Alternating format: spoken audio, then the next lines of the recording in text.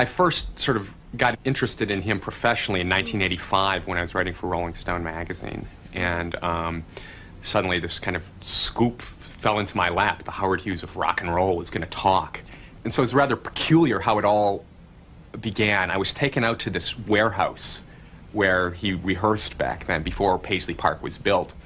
And he was there instructing a new band he was working with, and I just kind of sat there. And then he motioned for me to come outside, and he motioned for me to get into this 1966 T-Bird, which is the car that was in the Alphabet Street video. It's a reappearing motif. It used to be his father's car.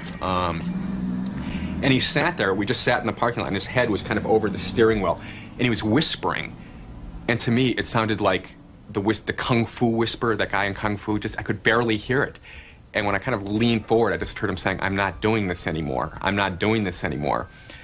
And I suddenly realized, oh, please don't let my scoop go away. He's got to talk. So I just kept my microphone, my tape recorder, my notebooks out of sight. And we just started talking about Minnesota and the Minnesota Twins and the Minnesota weather and how you can't get good Chinese food in Minnesota.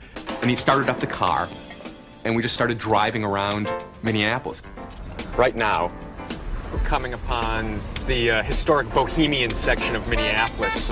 In the 50s, on this intersection right here known as Seven Corners, there are literally 7 corners, there was a jazz club on every corner, and that's where Prince's father, John Nelson, played at several of these clubs. And Prince chose to set his latest movie, Graffiti Bridge, right here and rebuilt his sets to show what this is like in the 50s. And he filmed Thieves in the Temple right here. They rebuilt some certain parts here.